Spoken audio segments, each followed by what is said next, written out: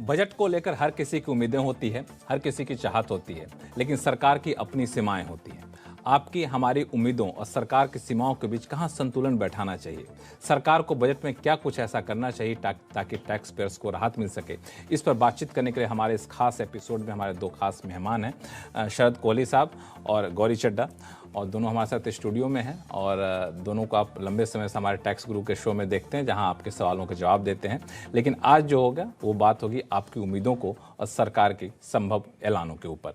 पिछले एपिसोड में हमने आपको बताया था कि इनकम टैक्स का दायरा कैसे बढ़ाया जा सकता है, 80C का दायरा बढ़ाना चाहिए कि नहीं बढ़ाना चाहिए, नए टैक्स रिजिम को ज़्यादा बेहतर बनाना चाहिए कि पुराने टैक्स रिजिम को बेहतर बनाना चाहिए। इस एपिसोड में बात करें कुछ खास ऐसे मुद्दों को जो आमतौर पर बजट से पहले उठते हैं और इस बार भी उठ रहे हैं, और क्या उस पर वित्त मंत्री को करना चाहिए। इस पर चर्चा शुरू करें इससे पहले एक बार देख लेते हैं कि आम लोगों की उम्मीदें बजट से क्या हैं। मैं अपने वित्त मंत्री से यही चाहती हूँ कि वो इस बार ना इनकम की जगह ना एक्सपेंडिचर पे अगर वो टैक्स लगाए तो कैसा रहेगा। मेरी उनसे यही उम्मीद है कि हम लोग जो सेविंग करते हैं या हम जो भी थोड़ी बहुत छोटी छोटी सेविंग कर पाते हैं, तो मैं चाहती हूँ कि हमारे एक्सपेंडिचर पे टैक्स लगे इनकम की जगह। मैं उम्मीद करता हूँ वित्त मंत्री से जो आने वाला बजट है कि जो टैक्स पेयर्स हैं उनको कुछ प्रिविलेजेस दी जाएं, कुछ ऐसी सहायता दी जाए जो उनको इंसेंटिवाइज किया जाए कि वो ज़्यादा से ज़्यादा टैक्स दें। जैसे कि कोई जो टोल्स होते हैं उस पर उनको प्रिविलेज मिली जाए, कुछ पेंशन स्कीम निकाली जाए उनके लिए, कोई रेलवे के अंदर रिजर्वेशन की कोई स्कीम निकाली जाए टैक्स पेयर्स के लिए। तो मैं इस तरीके की कुछ उम्मीद करता हूँ जो इस आने वाले बजट में लाई जाए। मैं उम्मीद करता हूँ कि फिनांस मिनिस्टर जो है वो इनहेरिटेंस टैक्स लगाए। इंडिया में इतने ज़्यादा डॉलर बिलियनियर हैं, इनफैक्ट मिलियनियर लगभग 7.5 लाख डॉलर मिलियनियर हैं। इन पे इनहेरिटेंस टैक्स लगानी चाहिए, जिसको हम डेथ ड्यूटी भी कहते हैं। गवर्नमेंट इनका एक मेजर पार्ट जनरेट कर सकती है, और इससे जो हमारे जैसे मिडिल क्लास या अपर मिडिल क्लास के जो टैक्स पेयर्स हैं इनको काफ़ी रिलीफ मिलेगा।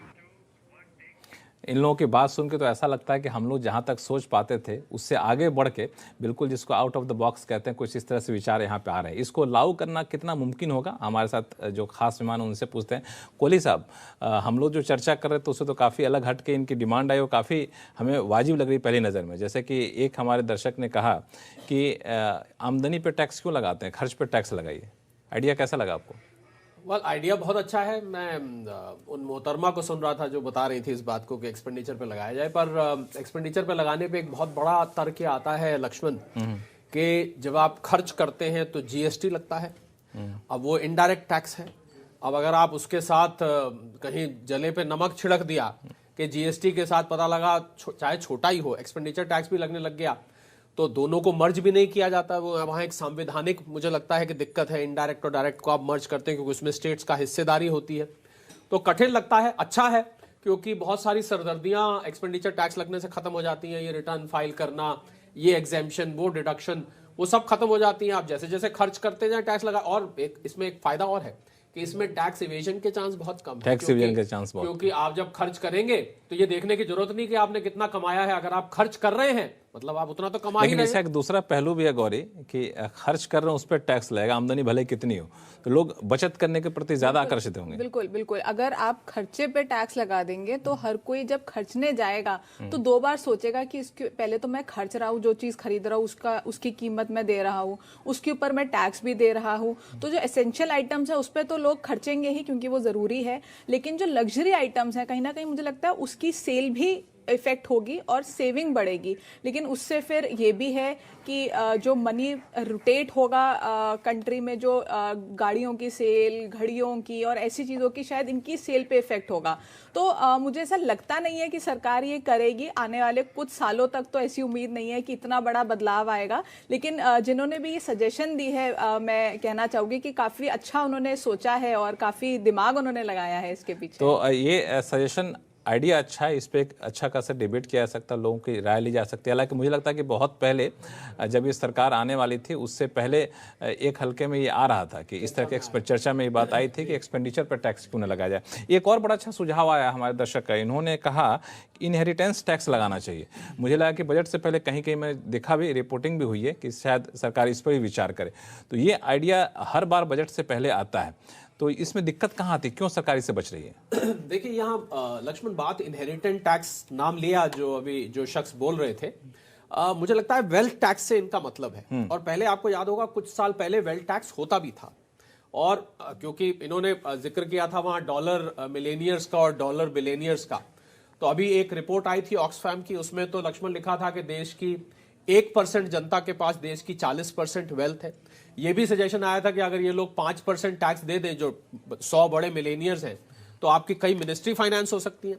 तो मुझे लगता है कि वेल्थ टैक्स एस्टेट ड्यूटी की जगह या इनहेरिटेंस टैक्स की जगह अगर वेल्थ टैक्स को दोबारा लाया जाए, क्योंकि होता क्या है कि इनकम पर टैक्स जब बनता है जब आप ट्रांजैक्ट करते हैं। जैसे मान लीजिए मेरे पास 100 करोड़ के शेयर्स है, बल तो है नहीं, गलतफहमी मत रहिएगा। मेरे पास नहीं, आपका पता है। 100 करोड़ के शेयर्स हैं, अब मैं जब तक उन शेयर्स को बेचता नहीं हूं लक्ष्मण, मेरे ऊपर टैक्स नहीं लगता है। तो मेरे ख्याल ये जो साहब जिन्होंने बोला, इनका यही था कि अगर आपके पास इतनी वेल्थ है तो वेल्थ होने पर ही कुछ ना कुछ टैक्स होना चाहिए, जिसको हम वेल्थ टैक्स पहले कहा करते थे। तो मुझे लग रहा है कुछ इनहेरिटेंस टैक्स और वेल्थ टैक्स को मिला जुला के सरकार को विचार करना चाहिए, क्योंकि लक्ष्मण देश के अमीरों पर बार बार उंगली उठती है कि इतने गरीब इतने अमीर, मुझे लगता है वहां पर कहीं राहत मिल सकती है। बिल्कुल। इसमें इनहेरिटेंस टैक्स में एक और मामला आता है कि सपोज करिए कि मेरे पास कुछ संपत्ति है और मैं अपने बच्चे को दे रहा हूँ, या फिर विरासत में मुझे कुछ संपत्ति मिल रही है जिसमें मेरा कोई योगदान नहीं है, तो उसमें टैक्स क्यों ना दें हम?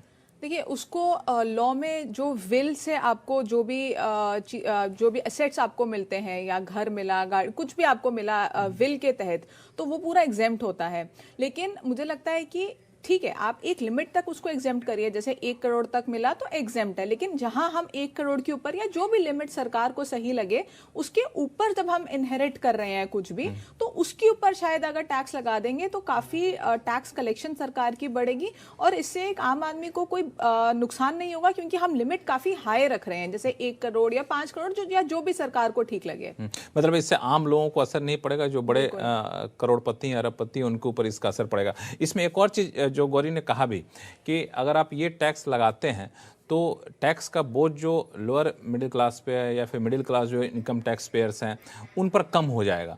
तो ये भी लॉजिक हमें सही लग रहा है। बिल्कुल लक्ष्मण, क्योंकि जो टोटल टैक्स कलेक्शन है, अगर आपकी वो टोटल टैक्स कलेक्शन का जो ऑब्जेक्टिव है या जो लक्ष्य है वो पूरा हो जाता है, तो बार बार जब हम टैक्स की राहत की बात करते हैं तो राहत में यही होता है कि भाई सरकार की एनुअल टैक्स कलेक्शन कम हो जाएगी। तो अगर आपकी वो टैक्स कलेक्शन एक दूसरे सोर्स से आ रही है या एक नए स्रोत से आ रही है, तो लाजमी बात है कि जो लोअर मिडिल क्लास है या जो नीचे के टैक्स पेयर्स हैं उनको राहत दी जा सकती है। नहीं, लेकिन आप दोनों तरफ की बातें कर रहे हैं, लगना चाहिए कि नहीं लगना चाहिए? आप हाँ या ना जवाब दीजिए। नहीं, मेरे हिसाब से तो वेल्थ टैक्स लगना चाहिए। जिस टाइम ये हटा था उस टाइम हटना ठीक था, पर अब उस समय और आज की परिस्थिति में मुझे लगता है बहुत फर्क है, क्योंकि ये जो लक्ष्मण अमीरी और गरीबी का डिवाइड है ना, ये बहुत बड़ा हो चुका है। तो इसको देखते हुए मुझे लगता है कि वेल्थ टैक्स या इनहेरिटेंस टैक्स लगना चाहिए। लेकिन इससे इन्वेस्टमेंट पर असर नहीं पड़ेगा गौरी? देखिए, जब वेल्थ टैक्स हटा था उस टाइम पे मुझे याद है हमारे शेयर बाजार को बड़ा पसंद आया था कि वेल्थ टैक्स अबॉलिश हो गया और शेयर बाजार में काफी तेजी देखने को मिली थी। तो उस वक्त जैसे अभी शरद जी ने कहा ये हटना ठीक था, लेकिन अब मुझे भी लगता है कि वेल्थ टैक्स होना चाहिए और जो बाकी इनकम टैक्स स्लैब्स हैं उसको रैशनलाइज कर देना चाहिए, उसमें थोड़ा सा रेट कम कर देना चाहिए। जैसे जिनकी 10 लाख तक इनकम है उनके ऊपर जो टैक्स का बोझ है वो कम होना चाहिए। तो अगर वेल्थ टैक्स इंट्रोड्यूस हो जाएगा तो क्योंकि ये जो टैक्स है ये प्रोग्रेसिव टैक्स है, तो रिच के ऊपर ज्यादा टैक्स लगेगा, तो आई थिंक वो ज्यादा बेनिफिशियल होगा। और लक्ष्मण, अगर शेयर मार्केट की बात करें गौरी ने, तो शेयर मार्केट का अगर आपको इफेक्ट न्यूट्रलाइज करना, मान लीजिए ये आ जाता है वेल्थ टैक्स और शेयर मार्केट हिलती है, तो उसको न्यूट्रलाइज करने के लिए आप कॉर्पोरेट टैक्स कम कर दीजिए। मुझे लग रहा है वो कॉर्पोरेट टैक्स सरकार ने कम कर ही दिया ठीक ठाक। हाँ, पर अगर आपको वो शेयर मार्केट को झटका नहीं देना है तो वो दोनों एक दूसरे को ऑफसेट करते हैं। हालांकि इन्होंने शेयर मार्केट की बात की, आपने भी की, तो मुझे याद आ गया कैपिटल गेन्स टैक्स, जिसको लेकर शेयर बाजार बहुत दिनों से इस पर चर्चा चल भी रही। इस पर मैं चर्चा करूंगा शो में आगे, लेकिन इससे पहले एक और सुझाव जो आया था हमारे दर्शक की तरफ से, हम लोग भूल जाएं उस पर भी चर्चा कर लें। उन्होंने कहा कि टैक्स पेयर्स को इंसेंटिव दीजिए ताकि वो टैक्स चुकाने के लिए आगे आए। ये भी आपको याद होगा कि जब इनकम टैक्स में सुधार को लेकर सिफारिशें आई थी तो इसमें भी कई कमेटी ने कहा है कि आप उनको कुछ इंसेंटिवाइज करेंगे, कहीं प्रायोरिटी देंगे तो हो सकता है कि लोग ज़्यादा आगे आएंगे। तो ये भी सुझाव हमें लगता है गौरी ठीक रहेगा। बिल्कुल, देखिए अभी भी हम देखें तो हमारी सरकार उसी लाइंस पे चल रही है। एक सर्टिफिकेट अभी भी दिया जाता है अगर आप अच्छा खासा टैक्स लेकिन पे सर्टिफिकेट करते को हैं। मोनेटाइज नहीं कर सकते बिल्कुल, सिंपली। उसको मोनेटाइज नहीं कर सकते, लेकिन वो एक होता है ना, एक स्टेटस की बात है कि मैंने इतना टैक्स पे किया, मुझे इनकम टैक्स डिपार्टमेंट ने एक सर्टिफिकेट दिया कि मैंने इतना टैक्स पे किया है। तो अगर कहीं ना कहीं इसको कुछ और बेनिफिट्स दे दिए जाएं, जैसे किसी चीज में प्रिविलेज दे दिया जाए, कहीं कंसेशन दे दिया जाए या ऐसा कुछ दे दिया जाए, तो डेफिनेटली और लोग आगे आएंगे और लोग टैक्स पे करेंगे, और बहुत अच्छा, जिसमें सरकार का शायद कोई नुकसान भी नहीं होगा। अगर वो आपको प्रायोरिटी दे रही है किसी जगह, तो उसमें सरकार का कोई मॉनेटरी लॉस बिल्कुल, नहीं यही है। मैं जानना चाह रहा था, कुछ ऐसे प्रिविलेज कोहली साहब जिसमें सरकार को कोई नुकसान ना हो लेकिन टैक्स पेयर्स को फायदा हो, क्या दिए जा सकते हैं?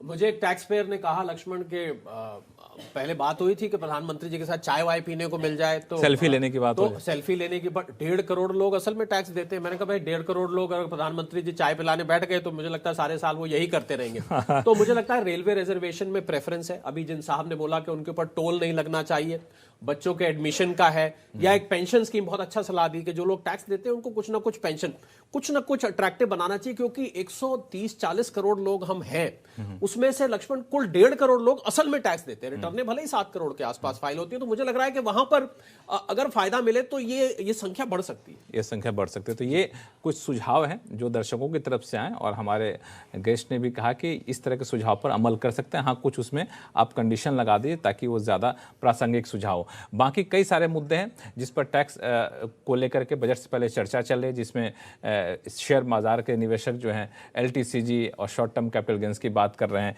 इसके अलावा हम लोग इलेक्ट्रिक व्हीकल पर टैक्स की बात कर रहे हैं, रियल एस्टेट वाला भी टैक्स की उम्मीदें लगा बैठे हैं। इन सारे मुद्दों पर बातचीत करेंगे और ये भी जानेंगे कि आखिर किस रूप में किस तरह के टैक्स छूट दिए जाए ताकि आम लोगों को राहत मिले। लेकिन इन सारे मुद्दों पर बातचीत करने से पहले लौटते हैं छोटे से ब्रेक के बाद।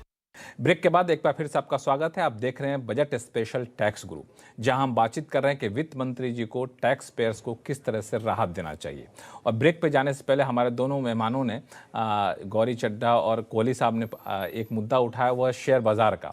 तो जब भी शेयर बाजार और टैक्स की बात आती है तो हर कोई बात करता है long term capital gains tax की। कैपिटल गेंस टैक्स में क्या सरकार कोई बदलाव करे? कई लोगों ने मुझे फ़ोन करके ये कहा कि बाजार यही सिर्फ दुआ कर रहा है कि सरकार इसमें कोई छेड़छाड़ ना करे। लेकिन आमतौर पर धारणा है, और सरकार की तरफ से भी समय समय पर इंडिकेशन मिले कि अभी जो कैपिटल गेंस टैक्स लगाने का जो स्ट्रक्चर है वो काफ़ी ज़्यादा पेचीदा है। इसको हम लोग सरल करने की कोशिश कर रहे हैं। अभी इस बजट में हो जाए तो अच्छा है, नहीं तो लेकिन सरकार के विचाराधीन ये है। तो सबसे पहला सवाल मैं गौरी आपसे पूछूंगा, जब हम कहते हैं कि कैपिटल गेंस टैक्स का स्ट्रक्चर काफ़ी ज़्यादा पेचीदा है, तो कहाँ आपको जटिलताएं दिखती हैं? देखिए, जब टैक्स की दर में या टेन्योर में? देखिए, दोनों चीज़ों में ही फ़र्क है। एक आम आदमी से पूछें कि आपको कैपिटल गेन टैक्स कितना देना है, तो वो नहीं समझ पाता कि उसका कैपिटल गेन टैक्स कितना और लॉन्ग टर्म शॉर्ट टर्म कब बनता है। तो इक्विटी में जैसे आप देखें तो 1 साल के बाद आपका लॉन्ग टर्म बन जाता है जिसपे 10% टैक्स लगता है। प्रॉपर्टी में देखें तो 2 साल के बाद लॉन्ग टर्म बन जाता है जिसपे 20% टैक्स लगता है। इसके अलावा कोई लॉन्ग टर्म कैपिटल गेन होने के लिए आपको 3 ईयर्स से ज़्यादा रखना होता है, उसके ऊपर आपका टैक्स लगता है। तो हर चीज़ का रेट भी डिफरेंट है, आपकी कैलकुलेशन भी डिफरेंट है, आपके होल्डिंग पीरियड भी डिफरेंट है। तो कॉम्प्लेक्स स्ट्रक्चर है, और जो आपके इंडेक्सेशन है वो भी आपको मिलती है लॉन्ग टर्म कैपिटल गेन जैसे प्रॉपर्टी में मिल गई या डेट में, लेकिन आपको इक्विटी में नहीं मिलती। आपको ध्यान होगा लक्ष्मण, कितने लोग हमसे सवाल पूछते हैं इंडेक्सेशन इक्विटी पे क्यों नहीं है। हालांकि ग्रैंडफादरिंग प्रोविजंस है, मैं मानती हूँ, लेकिन उसमें भी तो इन्फ्लेशन का इफेक्ट आना चाहिए। तो ये सारी कॉम्प्लेक्स चीजें हैं कैपिटल गेन टैक्स में, इसको ठीक करने की मुझे लगता है शायद इस बजट इसको कैसे ठीक कर सकते हैं? कोहली साहब, आप तो काफी रिसर्च किए इस पे। मुझे लगता है लक्ष्मण कि ये इतना जो पेचीदा हुआ, 10%, 15%, 20%, 30% पीरियड, 1 साल, 2 साल, 3 साल, ये अमेंडमेंट होते जरूरत के हिसाब से करते करते अब ये इतना पेचीदा बन गया। तो मुझे लग रहा है कि यूनिफॉर्म अगर दो पीरियड कर दी जाए, फॉर एग्जाम्पल 1 साल और 2 साल, कि आप 1 साल रखिए शेयर मार्केट के लिए, बाकी सब एसेट्स के लिए 2 साल, कम से कम वो जो तीसरा है वो खत्म हो जाएगा। ऐसे ही रेट की बात करें, आपने 10, 15, 20, 30, तो कहीं बीच में अगर इसको शेयर मार्केट को ना छेड़ा जाए, नहीं तो मुझे लगता है कि काफी उथल पुथल हो जाएगा। हमारे दर्शक भी काफी शेयर बाजार के निवेशक हैं। बिल्कुल, और एक या 2 रेट्स रखे जाएं, और फिर उसके बाद कैपिटल गेन अकाउंट स्कीम है, इंडेक्सेशन का बात किया। हमारे पास जो सवाल आते हैं ना टैक्स गुरु में लक्ष्मण, वो इस तरफ इशारा करते हैं कि लोग कैपिटल गेन को लेके वाकई में उनको कहीं प्रोफेशनल हेल्प की कंफ्यूज हो जाते हैं, उनको समय का पता नहीं लग पाता, उनको अमाउंट नहीं पता लग पाता, कहां निवेश करना ये भी नहीं पता लग पाता। तो मुझे लग रहा है इसमें सिंप्लीफिकेशन की जरूरत है। और लक्ष्मण, एक बात नहीं भूलनी चाहिए कि ये हमारी जो माननीय वित्त मंत्री महोदया हैं, उनका लक्ष्य भी यही है कि टैक्स को सिंप्लीफिकेशन की तरफ ले जाना, उसको पेचीदापन उसका कम करना है। तो अगर ऐसा हो जाए तो बहुत अच्छी बात है। नहीं, तो इसमें मैं आपसे ये पूछना चाहता हूं कि अगर साफ शब्दों में कहें तो आपके हिसाब से होल्डिंग पीरियड जो 1 साल, 2 साल, 3 साल टाइप से है, इसको 2 हिस्से में बांट दीजिए, 1 साल और 3 साल, कुछ इस तरह से। 1 साल और 18 महीने या 1 साल और 2 साल, 2 साल का। शेयर बाजार में जो होल्डिंग पीरियड है, इक्विटी की जो होल्डिंग पीरियड, उसमें कोई छेड़छाड़ ना किया जाए, उसमें ना किया जाए, क्योंकि उससे फिर मार्केट जो है वो उस पर रिएक्ट करता है। जी, जी। आपका कुछ इसमें? बिल्कुल, शेयर मार्केट के होल्डिंग पीरियड को तो बिल्कुल नहीं छेड़ना चाहिए, क्योंकि 12 महीने ठीक है। पहले ये 2 साल हुआ करता था, उसके बाद 1 साल किया गया। मुझे लगता है कि 1 साल, क्योंकि ज्यादातर लोग ट्रेडर्स होते हैं, वो बहुत जल्दी बेचते हैं, उनको थोड़ा सा टाइम मिल जाता है होल्ड करने का, तो 1 साल से ऊपर किसी तरह से निकाल लेते हैं मार्केट में। तो 1 साल का मुझे लगता है कि पीरियड काफी अच्छा। ये होल्डिंग पीरियड के अलावा क्या टैक्स स्ट्रक्चर में आपको लगता है कोई बदलाव करना चाहिए? जी बिल्कुल, देखिए, क्योंकि टैक्स स्ट्रक्चर 10% है, फिर उसके बाद शॉर्ट टर्म कैपिटल गेन पे 15% है, फिर उसके बाद 20% है लॉन्ग टर्म कैपिटल गेन्स पे, और अगर शॉर्ट टर्म कैपिटल गेन आपका स्लैब में जा रहा है तो 30% है। तो देखिए 10, 15, 20, 30, तो मुझे लग रहा है ये 4 रेट अलग अलग। और फिर ये भी नहीं पता लग पाता लक्ष्मण कि ये कैपिटल गेन का रेट हमारे बाकी के जो इनकम के टैक्स रेट से क्या ये उससे अलग है, उसमें जुड़ेगा नहीं जुड़ेगा, अलग से देना है। तो इस टैक्स स्ट्रक्चर को भी, रेट स्ट्रक्चर को भी सिंप्लीफाई करके मुझे लग रहा है 1 या 2 रेट रखना चाहिए। एक आप स्टॉक्स के लिए रख दीजिए, एक बाकी सब एसेट्स के लिए स्टैंडर्ड रेट कर देना चाहिए। ये जो आपने सुझाव दिया, अगर ऐसा कुछ करते हैं तो टैक्स की कलेक्शन पे या फिर क्या टैक्स इम्प्लीकेशन कुछ ज्यादा भारी पड़ेगा सरकार पे? गौरी जी, देखिए, हो सकता है कि अगर आप टैक्स अपना रेट, आप अपना जो टाइमलाइन है उसको कम कर देते हैं, जैसे 3 साल वाले पीरियड को आप 2 साल कर देते हैं, तो आपके ऊपर जो लोग 30% में आ रहे हैं वो 20% में आ जाएंगे, तो डेफिनेटली फर्क पड़ेगा। लेकिन मुझे लगता है सिंप्लीफिकेशन इस टाइम पे सरकार का मोटिव है, और जो आपने कॉम्प्लेक्स कर दिया है पूरे स्ट्रक्चर को, वो सिंप्लीफाई होगा तो लोग ज्यादा से ज्यादा कंप्लायंस की तरफ जाएंगे, ज्यादा से ज्यादा टैक्स भरेंगे, रिटर्न में दिखाएंगे, वो एक बेनिफिट होगा। लेकिन इस टैक्स के बोझ को बोझ न बन जाए ये सिंप्लीफिकेशन, इसको कैसे न्यूट्रलाइज किया जा सकता है? आप कुछ आइडिया? मुझे नहीं लगता लक्ष्मण कि ये इससे फिस्कल बहुत ज्यादा इम्बैलेंस होगा, क्योंकि अगर आप रैशनलाइज कर रहे हैं तो ऑन एन एवरेज टैक्स की कलेक्शन पे इतना असर नहीं होने वाला है।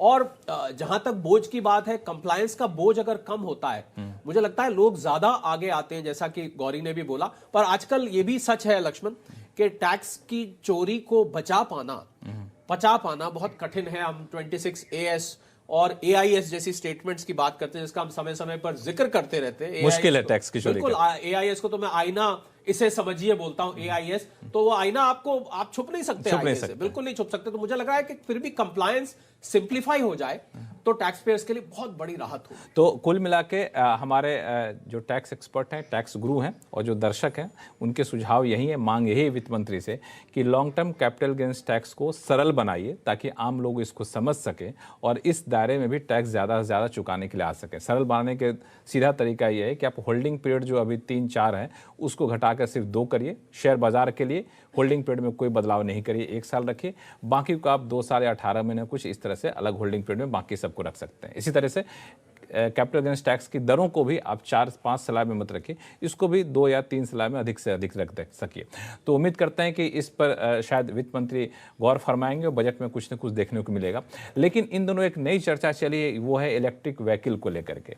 कई लोग रियल एस्टेट में भी एक नई जान फूंकने के लिए टैक्स रिबेट को उम्मीद लगाए बैठे हैं। क्या वित्त मंत्री को ऐसा कुछ करना चाहिए बजट में? इस पर बातचीत करेंगे छोटे से ब्रेक पर। फिर से आपका स्वागत है, आप देख रहे हैं टैक्स गुरु बजट स्पेशल। बजट स्पेशल इसलिए क्योंकि हम बातचीत कर रहे हैं कि वित्त मंत्री को आखिर क्या कुछ ऐसे कदम उठाने चाहिए ताकि टैक्स पेयर्स को राहत मिल सके और टैक्स पेयर्स की उम्मीदें क्या है। इस पर बातचीत करने के लिए हमारे साथ 2 खास मेहमान जुड़े हुए हैं, जाने माने टैक्स एक्सपर्ट शरद कोहली साहब और गौरी चड्डा जी। तो गौरी, हम लोग बजट ब्रेक पे जाने से पहले चर्चा कर रहे थे कि और क्या हम लोग कुछ कर सकते हैं। तो एक जो बड़ा ही आकर्षक सा इंसेंटिव दिया जाता है वो है इलेक्ट्रिक व्हीकल के लिए, और उसका असर भी दिखा, लोगों को टैक्स बचाने का एक बेहतर तरीका भी दिख रहा है। तो इसमें आपको लगता है किसी भी तरह के बदलाव करने चाहिए, या फिर जो इलेक्ट्रिक व्हीकल पे जो टैक्स छूट की सीमा है वो भी शायद चालू कारोबारी साल में खत्म हो रही है, उसको एक्सटेंड करना चाहिए?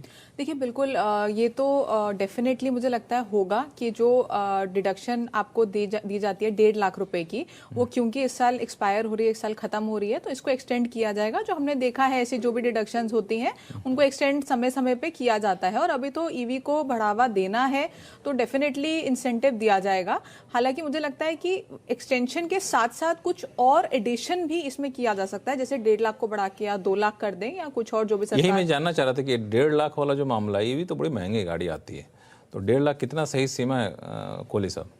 बिल्कुल लक्ष्मण, जैसे गाड़ी की बैटरी लाइफ बढ़ाने की जरूरत है ना, ऐसे ही मुझे लग रहा है कि ये डिडक्शन भी बढ़ाने की जरूरत है। और खाली यही नहीं, मुझे लगता है कि जो इस कार पर लोन लिया जाता है इलेक्ट्रिक व्हीकल लेने के लिए, उस लोन को भी सीधा जैसे प्रॉपर्टी पर होता है, उस लोन की प्रिंसिपल रीपेमेंट पर भी मुझे लगता है कुछ डिडक्शन एडिशनल होनी चाहिए। क्योंकि अगर आप वाकई चाहते हैं कि लोग इलेक्ट्रिक व्हीकल्स की तरफ जाएं, उनमें रहती फिलहाल कमियों के बावजूद भी, तो टैक्स उसमें बहुत बड़ा एक इंजन, एक एडिशनल इंजन का काम करेगा। एक और मुद्दा है, वो संक्षिप्त में आपका जवाब चाहूंगा, वो है रियल एस्टेट सेक्टर को लेकर के। हाउसिंग लोन और उसके इंटरेस्ट पे जो डिडक्शन हम लोगों को मिलता है, वो डिडक्शन काफ़ी लंबे समय से मोटा मोटी वही रखा गया है, जबकि घर की कीमतें कहाँ से कहाँ पहुँच गई हैं।